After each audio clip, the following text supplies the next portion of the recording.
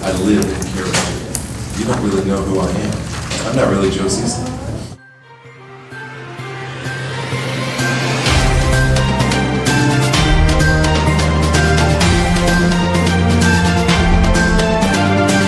Good morning, SSI. I'm Aaron Klinglesmith. And I'm Annie Ryan, coming to you from the Lead News Network. Aaron, last time we spoke with our audience, I promised that Wakanda would beat Lilliput in feats of strength on Tuesday. Oh, that's right. How'd that turn out for you, Annie? Last I checked, Wakanda was not the winner of this week. Last I checked, neither was Lilliput. Huge congratulations to Oz the Great and Powerful for winning the second week in a row. The teams next week are going to feel quite a bit of pressure to keep the streak up. Good point, Annie. Those games were amazing. Let's rewatch some of the footage from that day. What team were you on? Wakanda, forever. What was your cheer? It was like... Evolve! Evolve! Evolve! Evolve! Wakanda forever! It was great, and I said Wakanda forever, and we just all ran. What was your team name? Tatooine. And can you show us your cheer? Go team, we will win, Tatooine. I love that, that's awesome. What was your favorite thing today about feats of strength? Definitely speed volleyball, it was awesome. I like the volleyball because you have to communicate with your team. Tower of Babel, they made a rule where you couldn't speak, and none of us knew the same language. We all knew different languages, so it was literally Tower of Babel. What game were you running today? Today we were running Tower of Babel, but with cups. It went really well, as it always does. I mean, as you probably can imagine, Tower of Babel, building a tower with cups, not easy to begin with. But then you can't use your hands, so, that makes it a little harder. I mean, there's all sorts of grunting, cavemen noises, we've got Pig Latin, we've got broken Spanish. I mean, I witnessed today someone directing their teammate by shouting out colors in Spanish, which was fantastic. I'm all for it. So, was anybody on your team injured? No, badly. Not that I know of, but maybe a few injured egos, but that is good for you.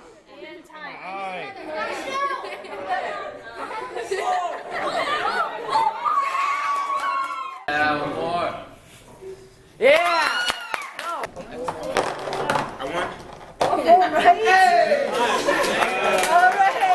From 1 to 10, how would you rate your feats of strength experience? It was pretty fun. The minute to win it was definitely the hardest part of it. It was hard. Yeah, definitely hard. 4.99 out of 5. Yeah, you got it. So, do you think your team will win?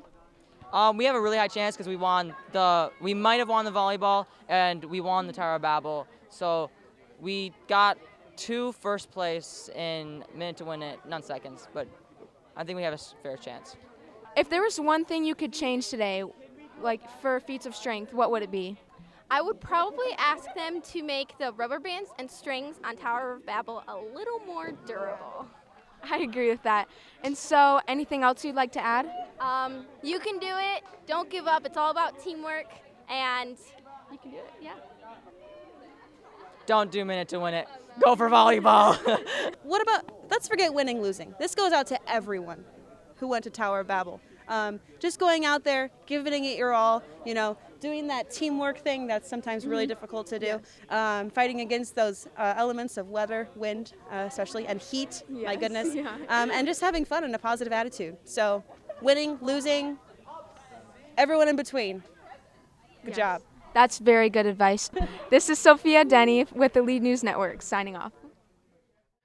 Yesterday, the House of Representatives was in committee meetings and they passed 6 new pieces of legislation that would prohibit bullying, give patients the right to try experimental drugs, give law enforcement the ability to track your cell phone, require compensation for wrongfully imprisoned individuals, lower the voting age, and increase the punishment for offenders of vulnerable children.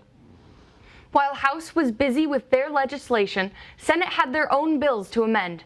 2 amendments passed, both adjusting some verbiage in their bills. The third approved amendment added extra safeguards to protect those on death row. All bills were passed through to committee. In conclusion, House Bill 6183 helps further the political interest, the opportunity, and promotes justice for our youth of today. I dearly hope you will support this bill and American citizens' rights. Thank you for listening. I will now hand it over to my esteemed colleague, Representative Gracie Summerfield. My esteemed colleague has already brought to your attention the discrimination that 16 and 17-year-olds face. They are grossly underrepresented, despite the majority of them being fully active citizens outside of voting. This bill will give Michigan's young adults a much-deserved voice. What would be the financial implications of this bill? Like, would it drive up costs for the Michigan State Police? So far, the only seen costs are that more people would be brought into court, and therefore the courts would have to pay their juries more, and that would be the cost. Yet our safety of the people would be more important than that. Taxpayers' money goes into that, but it's going to protect the people who pay those taxes. Yes, our healthcare system does have many issues similar to that, but frankly, all of that is beyond the scope of this bill. It is meant to give patients who are dying a last chance to, not die. And frankly, if medically assisted euthanasia is legal in several states, I see no reason why medically assisted gambling to have another chance at more life should not also be legal. While there are issues with it, it is frankly outside the scope of this legislation, and more would have to be passed to adequately solve all of the problems in the vast healthcare industry in this country. Ladies and gentlemen of the press, I am Representative Barnes. We have gathered together here today to discuss the rapidly growing issue of harassment and bullying in schools all over Michigan. This is why we created the House Bill 4162 to protect our future leaders. At this time, I'll entertain a motion from any member who wishes to make it to move the bill. Senate Bill 991, the right to try, gives the opportunity for an individual terminal illness and to try experimental treatment, and it also gives them a chance to try multiple treatments if necessary. Thank you, Mr. Chairman. From the chairman to the lobbyist. The bill makes no mention of compensation for those who serve under a year in prison. Do you think they should also receive some kind of compensation? And if so, what would that look like?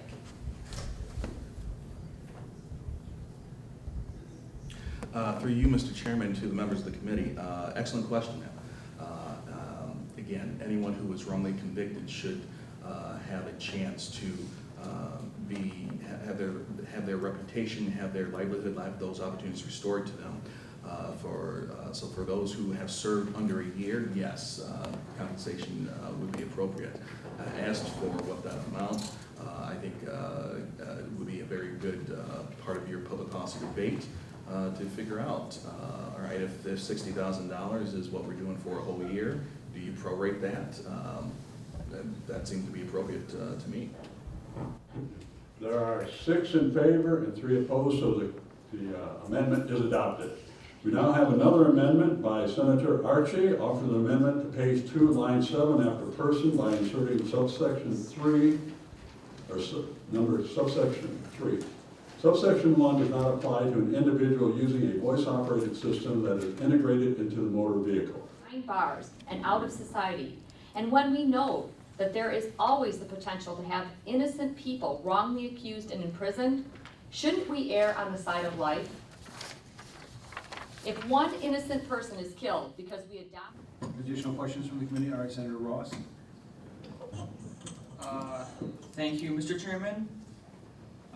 You said that innocent people can potentially be convicted. Do you know if there's any statistics on that? Study after study has shown that states with the death penalty actually spend more money on incarceration.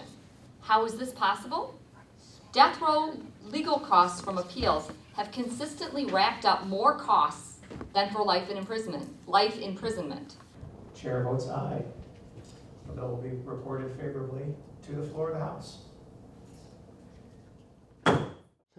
Sounds like hard work for both House and Senate. Next, an update on the Baird versus Laux case. In an interview with Laux' defense, it was stated that Laux was lost and felt unsafe in the woods. It was also said that there was no clear marking to clarify if the building was public or private property. Tune in tonight to find out who was in the right, Locks or Baird. Last night, we got the opportunity to see some amazing talent. That show was incredible, meaningful, and mesmerizing. All involved did a fantastic job. Let's watch the recap. This girl is on fire. This girl is on fire. She's walking on fire. This girl is on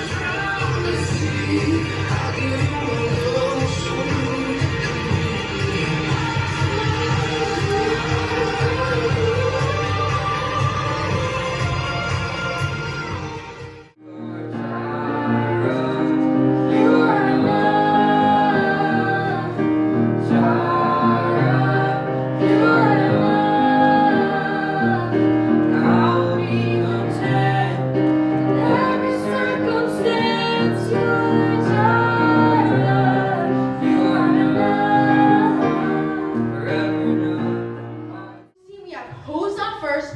What's on second? I don't know who's on third. That's what I'm trying to find out. I want you to tell me by yourself and understand who's team. I'm telling you, who's on first? What's on second? I don't know who's on third. You know the close names? Yes. Well then, who's playing first? Yes. I mean the following on first base. Who? The following on first base, who's? Who? The guy on first base. Who is on first? What are you asking for? I'm not asking you. I'm telling you who is on first. I'm asking you who's on first.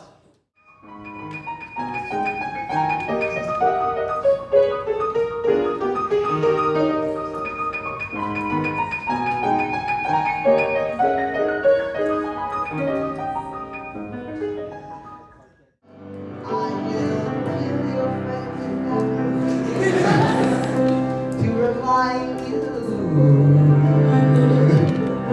of my love. Da, da, da, da, da, da, da,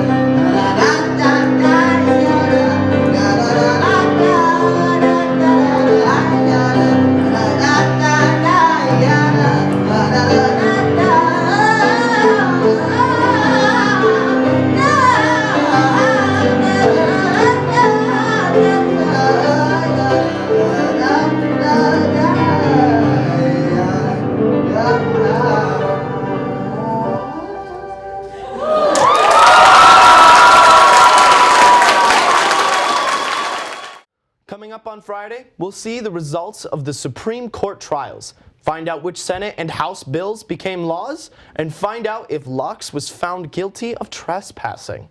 Sounds like a plan. I'm Annie Ryan. And I'm Aaron Klingelsmith. And in case we don't see you, good afternoon, good evening, and good night.